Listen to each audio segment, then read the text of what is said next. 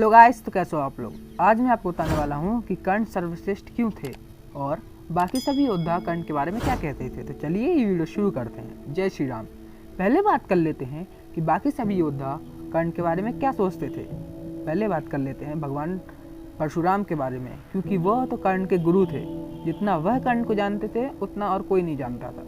भगवान परशुराम कहते हैं कि जब तक कर्ण के हाथों में उसका विजय धनुष है उसे कोई पराजित नहीं कर सकता।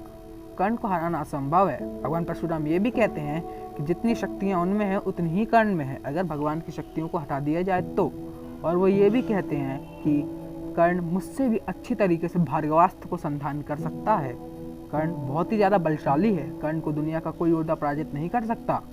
और परशुराम जी को कर्ण सबसे प्रिय था। यहाँ तक कि भीष्म और द्रोण से भी ज़्यादा शिक्षा परशुराम जी ने कर्ण को ही दी थी, क्योंकि वो उनका फेवरेट था और हमेशा वो कर्ण को हर चीज़ सिखाते थे। उन्होंने कर्ण को 10 से भी ज़्यादा विद्याएं, कई सारे अस्त्र शस्त्र जिनका नाम मैं आपको आगे बताऊंगा, और बहुत सारी चीज़ें दी थी, जिसके कारण कर्ण बहुत ज़्यादा बलशाली हो जाते थे। अगली बात की जाए तो श्री कृष्ण की। श्री कृष्ण ये कहते थे कि कर्ण को उनका सुदर्शन चक्र भी मार नहीं सकता। कर्ण को अर्जुन और श्री कृष्ण मिलकर भी मार नहीं सकते, क्योंकि जब तक कर्ण के पास उसका कवच है कर्ण अजय अमर है। श्री कृष्ण ये भी कहते थे कि तीनों लोगों के देवी देवता, असुर, गंधर्व, यक्ष और सभी योद्धा मिलके भी अगर कर्ण से युद्ध करें तो कर्ण को परास्त नहीं कर सकते। श्री कृष्ण ये भी कहते थे कि कर्ण से बड़ा दानवीर दुनिया में कोई नहीं। भले ही श्री कृष्ण ने अर्जुन का साथ दिया था, परंतु वह कर्ण के अलावा किसी की तारीफ सुनना पसंद नहीं करते थे। वह अर्जुन के सामने भी कर्ण की ही तारीफ करते थे, चाहे वो कोई सा भी समय हो। दानवीरता के बारे में या श्रेष्ठता के बारे में, हर चीज़ में कर्ण ही सामान्य रूप से हमेशा ऊपर आता था अर्जुन के।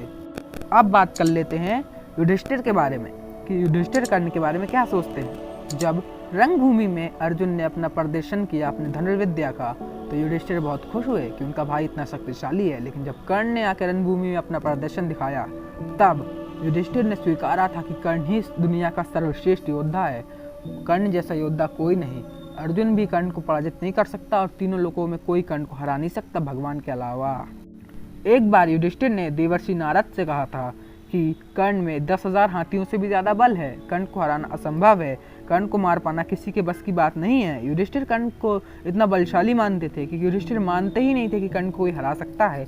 जब कर्ण मारे गए थे उस समय युधिष्ठिर को विश्वास नहीं हुआ था। कर्ण ने युधिष्ठिर के गले में धनुष डाल के घसीटा था, जिसके कारण युधिष्ठिर बहुत ज़्यादा घायल हो चुके थे। वो अपने शिविर में आराम कर रहे थे, वो बुरी तरह से घायल थे। लेकिन जैसे ही अर्जुन उनके पास जाते हैं और कहते हैं कर्ण मारा गया, परंतु युधिष्ठिर को इस बात पर भरोसा नहीं होता। वो श्री कृष्ण से पूछते हैं, श्री कृष्ण भी कहते हैं कर्ण मारा गया, परंतु युधिष्ठिर श्री कृष्ण की बात नहीं मानते। भले वो जानते थे कि श्री कृष्ण नारायण के अवतार हैं, परंतु कर्ण मारा गया ये उनको विश्वास नहीं हो रहा था। युधिष्ठिर वहीं से घायल अवस्था में कर्ण को देखने गए। अपने आप को इतनी बुरी अवस्था में देखकर भी युधिष्ठिर बिल्कुल ना रुके। वो बिल्कुल भागते हुए कर्ण के पास गए और कर्ण को मरा हुआ देख युधिष्ठिर बहुत खुश हुए। कई समय तक तो युधिष्ठिर पागलों जैसी हरकतें करने लगे। फिर युधिष्ठिर कहते हैं कर्ण जैसा योद्धा संसार में कोई नहीं था, परंतु कर्ण का मरना अनिवार्य था, अन्यथा कौरव कभी पराजित नहीं हो सकते। फिर युधिष्ठिर श्री कृष्ण से कहते हैं कि माधव, आखिर अर्जुन ने कर्ण को कैसे परास्त कर दिया? कर्ण को हराना तो असंभव था। तब अर्जुन के सामने श्री कृष्ण कहते हैं कि कर्ण को हरा पाना असंभव था, परंतु कर्ण को 3 श्राप मिले हुए थे। शल्य कर्ण की बुराई कर रहे थे। कर्ण का मनोबल पूरी तरह से टूट चुका था। कर्ण का विजय धनुष उसके हाथों में ही था।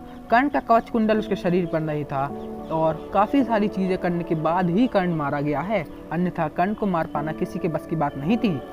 अब हम बात कर लेते हैं कि कर्ण क्यों सर्वश्रेष्ठ थे, कर्ण को हरा पाना क्यों असंभव था। तो पहले बात कर लेते हैं कर्ण के जन्म से।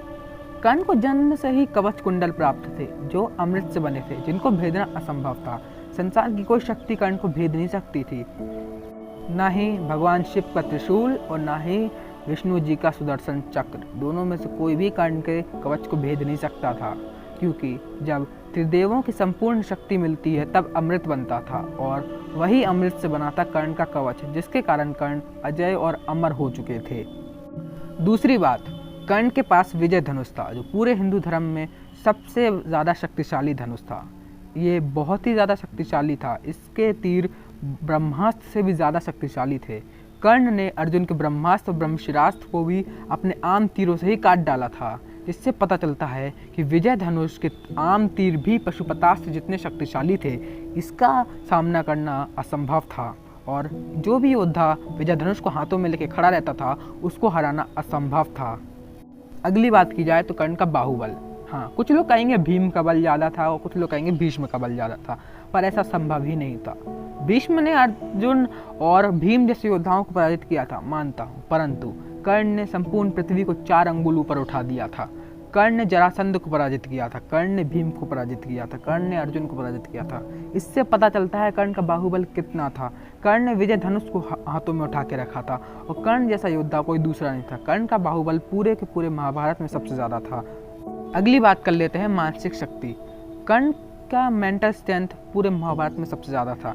कर्ण अपने ही दिमाग से ही सिर्फ ब्रह्मास्त्र का प्रयोग कर सकते थे। कर्ण किसी भी अस्त्र को अपने दिमाग से प्रयोग कर सकते थे और वो अस्त्र इनविजिबल होगा या विजिबल होगा ये कर्ण के ऊपर डिपेंड करता था और वो हमेशा अजेय रहता था। कर्ण को श्राप मिला था, फिर भी उसने अपने हर अस्त्र को आवाहित कर लिया था। अगली बात की जाए तो कर्ण के अस्त्र शस्त्र। कर्ण के पास सबसे ज़्यादा अस्त्र शस्त्र थे। इसका कारण मैं तुमको बताता हूँ। भगवान शिव ने कहा था मैंने अपने सभी अस्त्र भगवान परशुराम को दिए हैं और भगवान परशुराम ने कहा था मैंने अपने सभी अस्त्र कर्ण को दिए हैं। अगर त्रिशूल और परशु को हटा दो तो कर्ण के पास संपूर्ण अस्त्र थे और एक त्रिशूल और एक गदा भी थी, एक जो अलग थी, शिव और परशुराम जी की नहीं थी वो, या फिर कहूँ तो शिव और परशुराम की ही थी, परंतु वो मेन वाली नहीं थी, वो दूसरी वाली थी। इस कारण से कर्ण के पास बहुत सारे अस्त्र शस्त्र थे और ऐसे ऐसे अस्त्र शस्त्र थे जो पूरे महाभारत में किसी के पास नहीं थे। भीष्म और द्रोणाचार्य भी परशुराम जी के शिष्य थे, परंतु उन्होंने परशुराम से पूर्ण विद्या नहीं सीखी थी, इस कारण से उनके पास ये सब अस्त्र नहीं थे।